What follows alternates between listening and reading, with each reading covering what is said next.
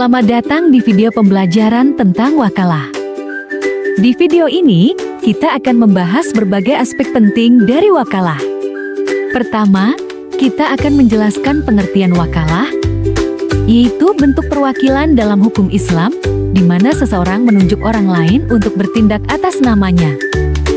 Selanjutnya, kita akan mempelajari hukum wakalah, serta rukun dan syarat-syaratnya yang harus dipenuhi agar sah. Kami juga akan membahas jenis pekerjaan apa saja yang bisa diwakilkan, serta bagaimana dan kapan akad wakalah berakhir. Jangan lewatkan juga penjelasan tentang hikmah di balik wakalah dan contoh penerapannya dalam kehidupan sehari-hari. Mari kita mulai. Sebelum kita mulai, bayangkan Anda ingin membeli barang tetapi tidak bisa pergi sendiri. Apa yang Anda lakukan?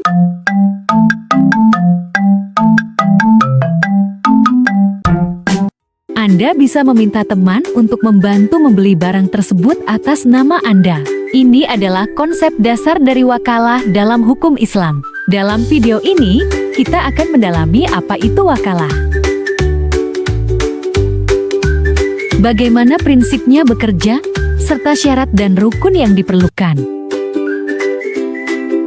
Selain itu, kita juga akan melihat bagaimana wakalah diterapkan dalam kehidupan sehari-hari dan manfaatnya. Ikuti terus untuk memahami bagaimana wakalah dapat mempermudah berbagai urusan kita.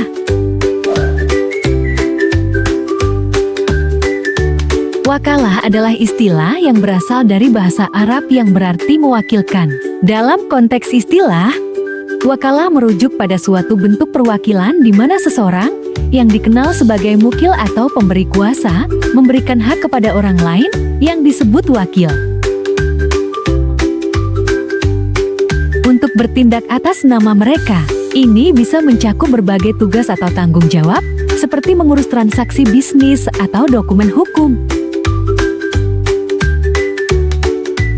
Wakalah bekerja dengan cara menyerahkan wewenang untuk melakukan pekerjaan tertentu selama jangka waktu yang telah disepakati. Misalnya, jika Anda ingin membeli properti tetapi tidak dapat hadir secara langsung, Anda bisa menunjuk seseorang untuk melakukannya atas nama Anda. Penting untuk diingat bahwa perwakilan ini harus bertindak sesuai dengan ketentuan yang telah disepakati dan dalam batas waktu yang telah ditentukan. Dengan begitu, wakalah memungkinkan seseorang untuk tetap terlibat dalam urusan yang memerlukan perhatian langsung, meskipun mereka tidak dapat terlibat secara fisik. Asal hukum wakalah adalah mubah, tetapi bisa menjadi haram bila yang dikuasakan itu adalah pekerjaan yang haram atau dilarang oleh agama dan menjadi wajib kalau terpaksa harus mewakilkan dalam pekerjaan yang dibolehkan oleh agama.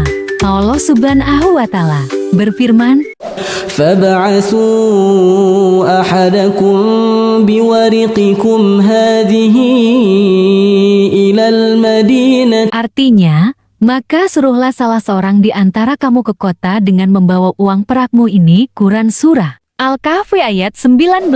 Ayat tersebut menunjukkan kebolehan mewakilkan sesuatu pekerjaan kepada orang lain. Rasulullah Shallallahu Alaihi Wasallam bersabda, عن أبي هريرة قال وكلني رسول الله صلى الله عليه وسلم بحفظ زكاة رمضان وأعطى النبي صلى الله عليه وسلم عقبة بن عامر غنما يقسمها على صحابته رواه البخاري. Artinya, dari Abu Hurairah radhiyallahu anhu berkata, telah mewakilkan Nabi Shallallahu Alaihi Wasallam kepadaku untuk memelihara zakat fitrah dan beliau telah memberi Uqbah bin Amr seekor kambing agar dibagikan kepada sahabat beliau. Hadis riwayat Bukhari. Rukun dan syarat wakalah. Wakalah adalah suatu perjanjian di mana seseorang memberikan kuasa kepada orang lain untuk mengurus suatu urusan. Dalam praktiknya, ada beberapa rukun dan syarat yang harus dipenuhi.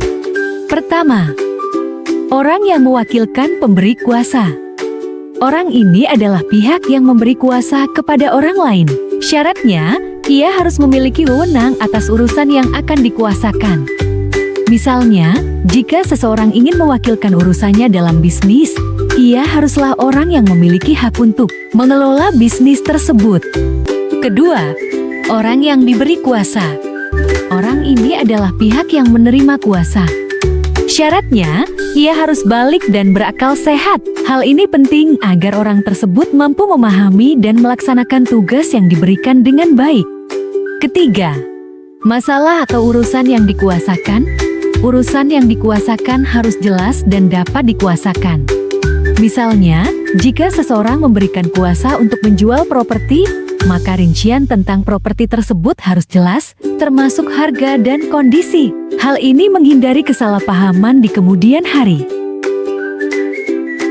Terakhir, akad atau ijab qabul. Akad adalah pernyataan persetujuan antara kedua belah pihak. Syaratnya, akad ini harus dapat dipahami oleh kedua belah pihak. Komunikasi yang jelas dan tegas sangat penting agar tidak ada keraguan atau ambiguitas dalam pelaksanaan tugas yang diberikan. Syarat pekerjaan yang dapat diwakilkan. Pertama, pekerjaan yang diperbolehkan agama. Pastikan bahwa jenis pekerjaan tersebut sesuai dengan ketentuan agama dan tidak bertentangan dengan prinsip-prinsip syariah. Kedua, pekerjaan milik pemberi kuasa. Pemberi kuasa harus memiliki hak atas pekerjaan yang dikuasakan. Artinya, hanya pemilik yang dapat mewakilkan urusan yang menjadi haknya. Ketiga, pekerjaan yang dipahami oleh penerima kuasa.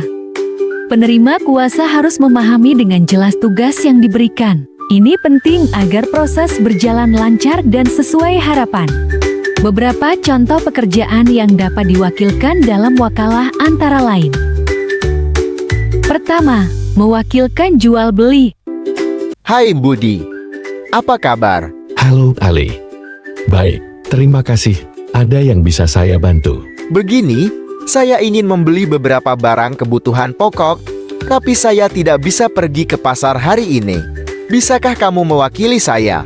Tentu, barang apa yang ingin kamu beli? Saya perlu 5 kg beras, 2 kg gula, dan 3 liter minyak goreng. Ada batasan harga yang harus saya perhatikan? Iya, untuk beras maksimal Rp13.000 per kilogram, gula Rp16.000 per kilogram, dan minyak Rp20.000 per liter. Jika lebih dari itu, tolong kabari saya. Baik, jadi saya akan membeli sesuai dengan harga yang kamu tentukan. Apakah ada hal lain yang perlu saya ingat? Pastikan untuk mendapatkan struk sebagai bukti pembelian.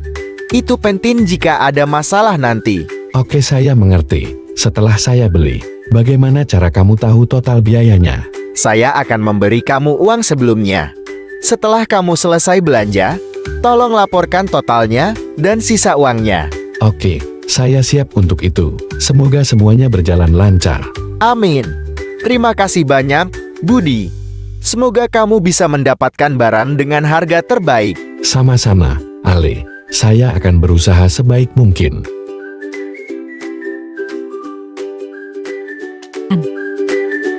Kedua, menggadaikan barang. Anda mempercayakan seseorang untuk menggadaikan barang atas nama Anda, misalnya untuk mendapatkan dana darurat. Hai, Rina. Aku butuh bantuanmu. Aku mau menggadaikan laptop, tapi aku tidak bisa pergi ke pegadaian. Kamu mau jadi wakilku? Tentu, Devi. Apa yang harus aku lakukan? Aku ingin kamu menggadaikan laptopku di pegadaian. Aku butuh uangnya untuk keperluan mendesak. Oke, berapa harga maksimal yang ingin kamu dapatkan? Maksimal 3 juta rupiah, ya.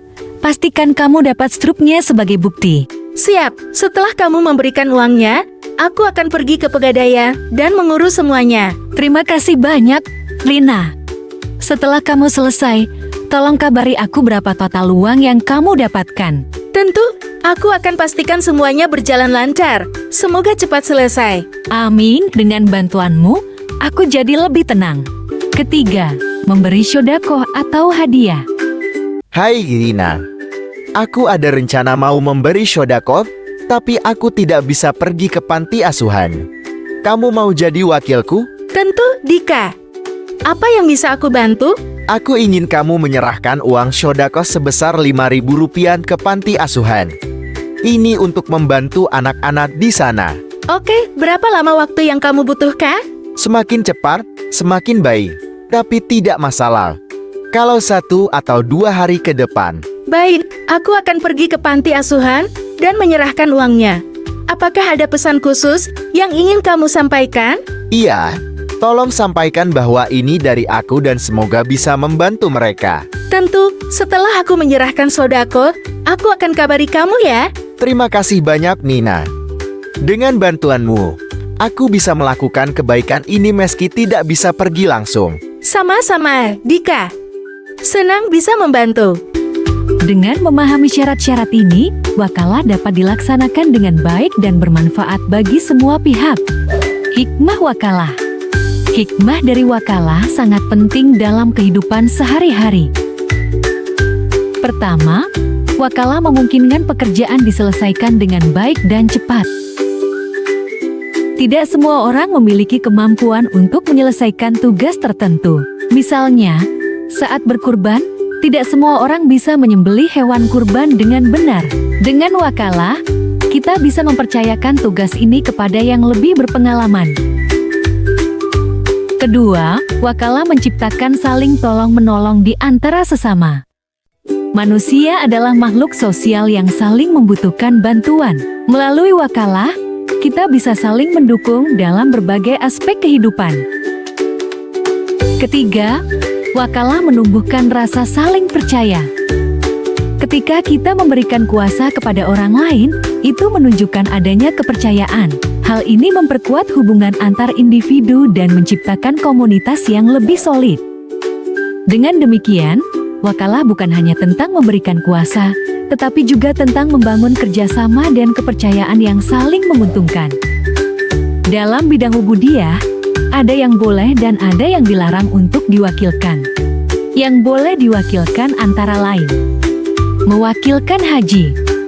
Ini diperbolehkan untuk orang yang sudah meninggal atau bagi mereka yang tidak mampu secara fisik, seperti sakit kronis. Dalam hal ini, seseorang dapat melakukan haji atas nama orang tersebut, sehingga kewajiban haji tetap terpenuhi. Hai, Asep, aku ingin membahas tentang mewakilkan haji untuk almarhumah ibuku. Aku ingin melaksanakan haji atas namanya. Tentu, Rina, itu adalah niat yang baik. Apa yang perlu kita lakukan? Pertama, kita perlu menyiapkan surat kuasa yang menyatakan bahwa kamu akan mewakiliku untuk melaksanakan haji bagi ibuku. Oke, surat kuasa itu harus mencantumkan namamu, nama ibumu, dan juga namaku. Selain itu, kita harus menyebutkan bahwa ini untuk haji almarhumah. Betul, dan kita juga perlu mengumpulkan dokumen lain seperti fotokopi akta kematian ibuku dan dokumen pendaftaran haji. Siap, setelah semua dokumen siap, kita bisa mendaftar di kantor haji. Apakah ada biaya tambahan untuk ini? Iya, biasanya ada biaya yang harus dibayarkan untuk pelaksanaan haji bagi orang yang sudah meninggal. Kita harus pastikan semuanya jelas. Baik, setelah aku melaksanakan haji, aku akan melaporkan semua yang terjadi selama di sana kepada kamu. Terima kasih banyak, Asep. Aku sangat menghargai bantuanmu dalam melaksanakan niat baik ini. Sama-sama, Rina. Semoga semua berjalan lancar dan ibumu mendapatkan pahala dari haji ini. Mewakilkan zakat. Kita dapat memberi kuasa kepada orang lain untuk menyalurkan zakat yang kita miliki. Ini membantu memastikan bahwa zakat kita sampai kepada yang berhak, seperti fakir miskin atau lembaga yang sesuai. Hai Bisma, dengan lebaran yang semakin dekat, aku ingin membahas tentang zakat fitrah. Aku tidak bisa pergi langsung menyalurkannya. Kamu mau jadi wakilku? Tentu, Adam. Zakat fitrah itu penting. Apa bentuk zakat yang ingin kamu salurkan? Aku ingin menyalurkan zakat fitrahku berupa 3 kg beras. Ini untuk membantu keluarga yang membutuhkan di sekitar kita. Oke, berapa lama kamu butuhnya untuk menyalurkan beras ini? Semakin cepat, semakin baik. Jika bisa sebelum Idul Fitri, itu ideal. Baik, setelah aku menyerahkan zakat fitrah beras, aku akan kabari kamu ya. Terima kasih banyak, Bisma. Dengan bantuanmu, aku bisa memenuhi kewajibanku meski tidak bisa pergi langsung. Sama-sama, Adam. Senang bisa membantu, semoga kita semua mendapatkan berkah di bulan Ramadan ini. Menyembelih hewan kurban. Pada saat Idul Adha, kita bisa menunjuk orang lain untuk menyembelih hewan kurban atas nama kita. Ini memberikan kemudahan bagi mereka yang mungkin tidak bisa melakukannya sendiri karena berbagai alasan. Hai Pak Yusuf, dengan Idul Adha yang semakin dekat, saya ingin membahas tentang kurban. Saya tidak bisa hadir untuk menyembelih hewan kurban tahun ini. Apakah Bapak mau jadi wakil saya? Tentu, Pak Ahmad. Kurban itu penting. Apa jenis hewan kurban yang ingin Bapak sembelih? Saya ingin berkurban seekor sapi. Ini untuk membantu keluarga yang membutuhkan. Oke, apakah Bapak sudah membeli sapinya? Sudah, sapinya sudah siap di tempat penjualan.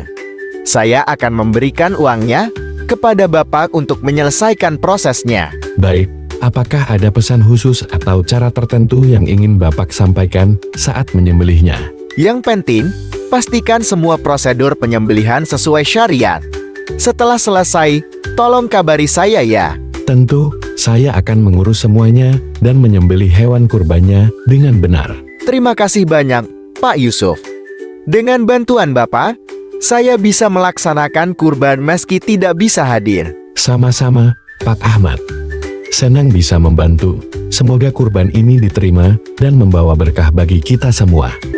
Dan yang tidak boleh diwakilkan antara lain. Sholat. Ibadah sholat merupakan kewajiban individu yang tidak bisa diwakilkan. Setiap muslim harus melaksanakan sholat 5 waktu sendiri, karena ini adalah bentuk langsung pengabdian kepada Allah. Mewakilkan sholat dianggap tidak sah dalam Islam. Puasa. Seperti sholat, puasa juga merupakan ibadah yang harus dilaksanakan sendiri. Ini termasuk kewajiban berpuasa di bulan Ramadan dan melakukan wudhu. Setiap individu bertanggung jawab atas ibadah ini dan tidak dapat diwakilkan karena puasa melibatkan niat dan kesungguhan pribadi. Sebagai kesimpulan, wakalah adalah mewakilkan atau menyerahkan pekerjaan kepada orang lain agar bertindak atas nama orang yang mewakilkan selama batas waktu yang ditentukan. Semoga informasi yang diberikan bermanfaat. Terima kasih telah menyaksikan video ini. Sampai jumpa di video berikutnya.